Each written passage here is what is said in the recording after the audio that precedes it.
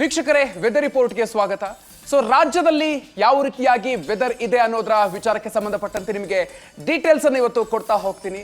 ಕಳೆದ 3-4 ದಿನಗಳಿಂದ ಒಂದಷ್ಟು ಮಳೆ ಕಡಿಮೆ ಆಗಿತ್ತು, ಆದರೆ ಕಳೆದ 2 ದಿನಗಳಿಂದ ಮತ್ತೆ ಮಳೆಯ ಆರ್ಭಟ ಜೋರಾಗಿದೆ ರಾಜ್ಯದಲ್ಲಿ.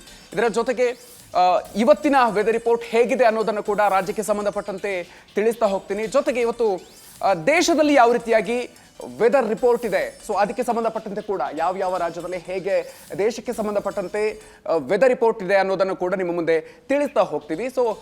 ಮುನ್ನೆಚ್ಚರಿಕೆ ಯಾವ ರೀತಿಯಾಗಿ ಇರಬೇಕು ಅನ್ನೋದಕ್ಕೆ ಸಂಬಂಧಪಟ್ಟಂತೆ ಕೂಡ ಹವಾಮಾನ ಇಲಾಖೆ ಏನೇನು ಹೇಳಿದೆ ಅನ್ನೋದನ್ನು ಕೂಡ ಇವತ್ತಿನ ಮಳೆ ಬಿಸಿಲಿನಲ್ಲಿ ನೋಡ್ತಾ ಹೋಗೋಣ.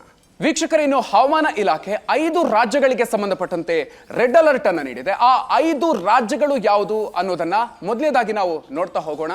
ಆರಂಭದಲ್ಲಿ ಗೋವಾಗೆ ಸಂಬಂಧಪಟ್ಟಂತೆ ಕೂಡ ರೆಡ್ ಅಲರ್ಟ್ ಘೋಷಣೆ ಮಾಡಲಾಗಿದೆ. ಇನ್ನು ಮಹಾರಾಷ್ಟ್ರ ಆಗಿರಬಹುದು, ಛತ್ತೀಸ್ಗಢ, ಅದರ ಜೊತೆಗೆ ಪಶ್ಚಿಮ ಬಂಗಾಳ, ಒಡಿಶಾ, ಈ 5 ರಾಜ್ಯಗಳಿಗೆ ರೆಡ್ ಅಲರ್ಟ್ ಅನ್ನ ಘೋಷಣೆ ಮಾಡಲಾಗಿದೆ. ಇನ್ನು ಈಗಾಗಲೇ ಮಹಾರಾಷ್ಟ್ರದಲ್ಲಿ ಕಳೆದ 2 ದಿನದಿಂದ ಭಾರಿ ಪ್ರಮಾಣದಲ್ಲಿ ಮಳೆ ಆಗ್ತಾ ಇದೆ.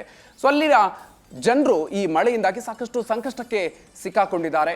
ಉಳಿದ ರಾಜ್ಯಗಳಲ್ಲೂ ಕೂಡ ಒಳ್ಳೆ ಮಳೆ ಆಗತ್ತೆ ಅನ್ನುವಂತಹ ಒಂದು ಹವಾಮಾನ ಇಲಾಖೆ ಎಚ್ಚರಿಕೆಯನ್ನು ಕೊಟ್ಟಿದೆ.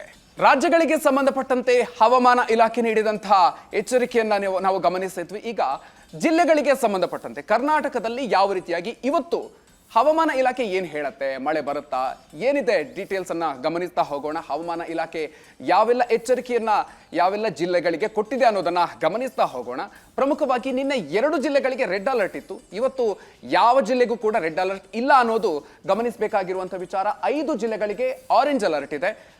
ಉತ್ತರ ಕನ್ನಡ ಹಾಗೂ ಉಡುಪಿ ಜಿಲ್ಲೆಗಳಿಗೆ ನಿನ್ನೆ ಈ 2 ಜಿಲ್ಲೆಗಳಲ್ಲೂ ಕೂಡ ರೆಡ್ ಅಲರ್ಟ್ ಇತ್ತು. ಆದರೆ ಈ 2 ಜಿಲ್ಲೆಗಳಿಗೆ ಸಂಬಂಧಪಟ್ಟಂತೆ ಇವತ್ತು ಆರೆಂಜ್ ಅಲರ್ಟ್ ಇದೆ. ಅದರ ಜೊತೆಗೆ ಇನ್ನುಳಿದಂತೆ ದಕ್ಷಿಣ ಕನ್ನಡಕ್ಕೂ ಕೂಡ ಆರೆಂಜ್ ಅಲರ್ಟ್ ಇದೆ. ಜೊತೆಗೆ ಶಿವಮೊಗ್ಗ, ಚಿಕ್ಕಮಗಳೂರು, ಈ 5 ಜಿಲ್ಲೆಗಳಿಗೂ ಕೂಡ ಆರೆಂಜ್ ಅಲರ್ಟ್ ಇದೆ. ನಿನ್ನೆಗೆ ಹೋಲಿಸಿದ್ರೆ ಸ್ವಲ್ಪ ಕಡಿಮೆ ಪ್ರಮಾಣದಲ್ಲಿ ಮಳೆ ಆಗುತ್ತೆ. ಇನ್ನು ಶಿವಮೊಗ್ಗ, ಚಿಕ್ಕಮಗಳೂರಿನಲ್ಲೂ ಕೂಡ ಮಳೆಯ ಅಬ್ಬರ ಜೋರಾಗಿ ಇರಲಿದೆ. ಹಾಗಾಗಿ ಅಲ್ಲಿಗೂ ಕೂಡ ಆರೆಂಜ್ ಅಲರ್ಟ್ ಅನ್ನ ಕೊಡಲಾಗಿದೆ. ಕಳೆದ 2 ದಿನಗಳಲ್ಲಿ ಈ ಮೊದಲು 3-4 ದಿನಗಳ ಡೀಟೇಲ್ಸ್ ಅನ್ನ ನೋಡ್ತಾ ಹೋದ್ರೆ ಒಂದು ಸ್ವಲ್ಪ ಕಡಿಮೆ ಆಗಿತ್ತು. ಆದರೆ ಕಳೆದ 2 ದಿನಗಳ ಒಂದು ಸಂದರ್ಭದಲ್ಲಿ ಭಾರಿ ಪ್ರಮಾಣದಲ್ಲಿ ಮಳೆ ಆಗಿತ್ತು. ಅದು ಮಳೆ ಅಂತೂ ಮುಂದುವರಿಯುತ್ತೆ. ಅದರಲ್ಲೂ ಕೂಡ ಕರಾವಳಿ ಭಾಗ ಹಾಗೂ ಮಲೆನಾಡು ಭಾಗದಲ್ಲಿ ಭಾರಿ ಪ್ರಮಾಣದಲ್ಲಿ ಮಳೆ ಮುಂದುವರಿಯುತ್ತೆ ಅಂತ ಹವಾಮಾನ ಇಲಾಖೆ ಎಚ್ಚರಿಕೆಯನ್ನು ಕೊಡ್ತಾ ಇದೆ.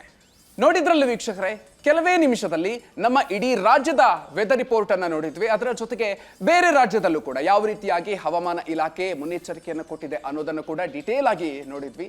ನಾಳೆ ಮತ್ತಷ್ಟು ನಿಖರ ಅಪ್ಡೇಟ್ ಜೊತೆಗೆ ನಿಮ್ಮ ಮುಂದೆ ಹಾಜರಾಗ್ತೀವಿ.